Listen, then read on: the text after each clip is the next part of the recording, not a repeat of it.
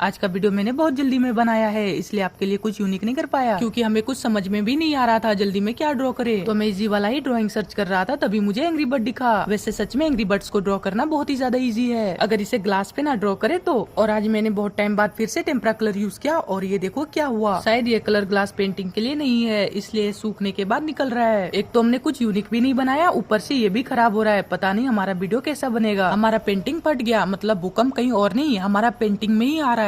आने दो, अब हम कुछ नहीं करेंगे। इतना मेहनत किया, कम है क्या।